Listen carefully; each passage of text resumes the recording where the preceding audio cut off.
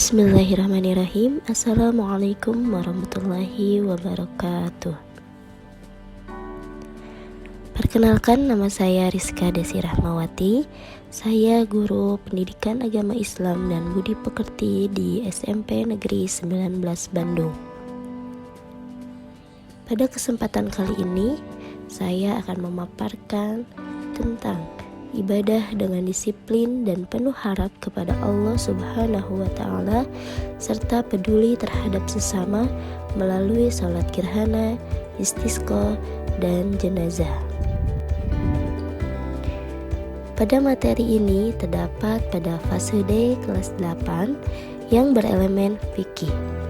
Untuk paparan kali ini merupakan alokasi waktu pada 1 kali pertemuan. Capaian pembelajaran fikih pendidikan agama Islam pada fase D ialah peserta didik mampu memahami internalisasi nilai-nilai dalam sujud dan ibadah salat, memahami konsep muamalah, riba, rukhsah, serta mengenal beberapa mazhab fikih dan ketentuan mengenal ibadah kurban. Tujuan pembelajaran pada pertemuan kali ini ialah peserta didik dapat menjelaskan pengertian sholat gerhana, istisqa, dan jenazah, beserta ketentuan dan tata cara pelaksanaannya dengan benar, serta memiliki rasa ingin tahu yang tinggi. Pada pertemuan kali ini kita akan membahas tentang pengertian, ketentuan, dan tata cara pelaksanaan sholat gerhana, sholat istisqa, dan sholat jenazah. Pertama ialah sholat gerhana. Sholat gerhana dalam fikih Islam dikenal dengan istilah sholat kusufain, yang berarti sholat 2 gerhana atau sholat yang dilakukan pada saat terjadi gerhana matahari maupun bulan. Secara khusus, sholat yang dilakukan pada saat gerhana matahari disebut dengan sholat kusuf. Sedangkan sholat yang dilakukan pada saat gerhana bulan disebut dengan sholat khusuf. Hukum sholat gerhana ini ialah sunnah muakkad atau sangat dianjurkan. Pelaksanaannya disunnahkan secara berjamaah. Meskipun demikian, sholat gerhana boleh dilakukan secara munfarid atau sendiri-sendiri. Waktu pelaksanaannya selama terjadinya gerhana, baik itu matahari maupun bulan. Sholat kusuf dilaksanakan pada waktu mulai terjadinya gerhana matahari sampai saat matahari nampak utuh seperti semula. Sedangkan sholat khusuf dilakukan pada saat gerhana bulan sampai bulan kembali nampak utuh. Tata cara melaksanakan sholat gerhana. Yang pertama ialah niat. Berikut ini contoh niat yang dilafalkan dalam melaksanakan sholat kusuf sebagai makmum. Usolli sunnatal kusufi raka'ataini makmuman lillahi ta'ala. Yang kedua ialah takbiratul ikhram, yakni membaca takbir sambil mengangkat tangan. Allahu Akbar. Yang ketiga, membaca surat Al-Fatihah, dilanjutkan dengan bacaan ayat atau surat Al-Quran. Bacaan Al-Fatihah dan ayat surat dalam Al-Quran itu dibaca dengan nyaring, baik dalam sholat kusuf maupun khusuf. Yang keempat, ruku.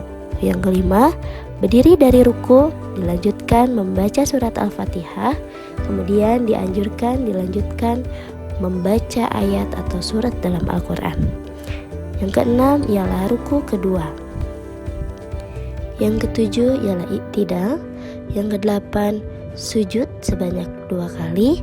Yang kesembilan, berdiri kembali untuk melakukan rakaat kedua dengan tata cara yang sama pada rakaat pertama. Kemudian nanti diakhiri dengan salam. Dan setelah sholat selesai, disunnahkan adanya seorang khatib yang membaca khutbah terkait gerhana. Yang kedua adalah sholat istisqa.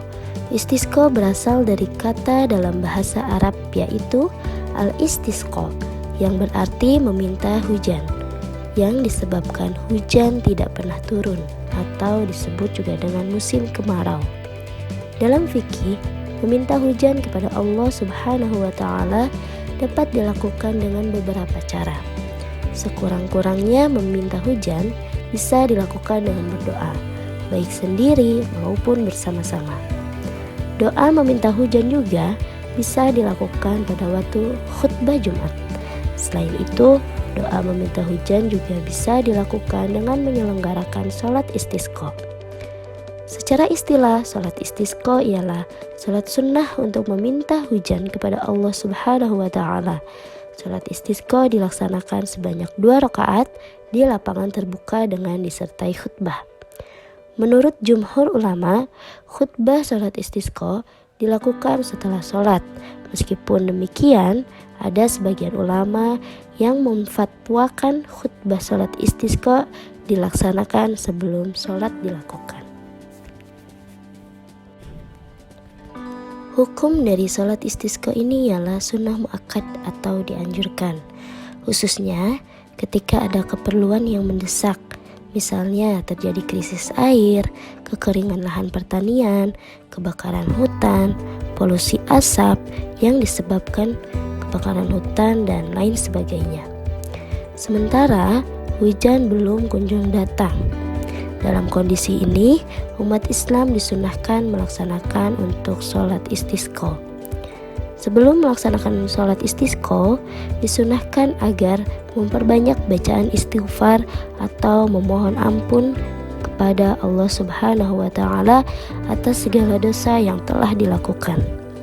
Sebab bencana kekeringan dan tidak datangnya hujan pada dasarnya disebabkan karena perbuatan dosa yang dilakukan oleh manusia. Baik dosa yang berhubungan secara langsung dengan terjadinya bencana seperti pengundulan hutan, pembakaran hutan, dan produksi emisi karbon ataupun dosa-dosa lain yang diperbuat oleh manusia. Karena itu, selain anjuran untuk beristighfar, dianjurkan pula agar memperbanyak sedekah dan amal soleh. Tujuannya ialah untuk menyucikan hati dan mendapatkan keridhaan dari Allah Subhanahu wa Ta'ala. Salah satunya ialah puasa 4 hari secara berturut-turut, yaitu 3 hari sebelum pelaksanaan sholat istisqa dan 1 hari pada waktu pelaksanaan sholat istisqa. Pada hari pelaksanaan sholat istisqa, disunahkan pula untuk mengenakan pakaian yang digunakan sehari-hari. Jamaah sholat istisqa tidak dianjurkan mengenakan pakaian terbaik seperti pada waktu sholat id. Semua memang harus menampakkan kesahajaan, pertaubatan, dan kesucian hati. Tata cara melakukan sholat istisqa. 1. Setelah jamaah sampai di lapangan, imam sholat menyeru jamaah untuk memulai sholat. Biasanya, imam menyeru dengan bacaan as-sholatu jami'ah. Yang kedua, imam mengimami sholat 2 rakaat seperti biasa, sesuai dengan rukun dan sunnah sholat pada umumnya. Ketiga, setelah sholat selesai, dilanjutkan dengan khutbah. Khutbah sholat istisqa disunahkan dimulai dengan bacaan istighfar, yakni 9 kali pada khutbah pertama dan 7 kali pada khutbah kedua. Khutbah dilanjutkan dengan puji-pujian kepada Allah, syahadat, sholawat, nasihat, khususnya ajakan agar bertaubat. Kemudian berdoa meminta hujan diturunkan. Yang ketiga ialah sholat jenazah. Sholat jenazah merupakan satu jenis sholat untuk jenazah muslim. Sholat jenazah merupakan satu di antara 4 kewajiban seorang muslim atau muslim lain yang meninggal dunia. 3 kewajiban lainnya ialah memandikan, mengafani, dan menguburkan.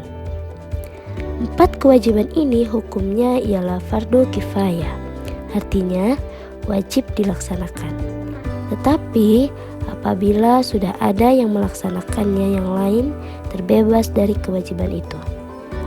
Namun, jika tidak ada satupun yang melaksanakan kewajiban itu, maka semua umat Islam menjadi berdosa. Tata cara melaksanakan sholat jenazah. Yang pertama ialah membaca niat. Berikut ini merupakan contoh bacaan niat sholat jenazah atas jenazah seorang laki-laki jika bermakmum kepada imam. Usolli ala man shalla alaihil imamu ma'muman faradan lillahi ta'ala. Yang kedua, dilakukan berdiri.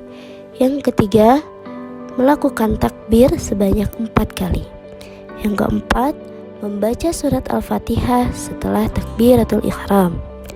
Yang kelima, membaca sholawat atas Nabi Muhammad SAW setelah takbir kedua. Yang ketiga, mendoakan jenazah setelah takbir ketiga. Allahumma ghfir lahu warhamhu wa'afihi wa'fu anhu. Ya Allah, ampunilah dia, rahmatilah dia, bebaskanlah dia, dan maafkanlah dia.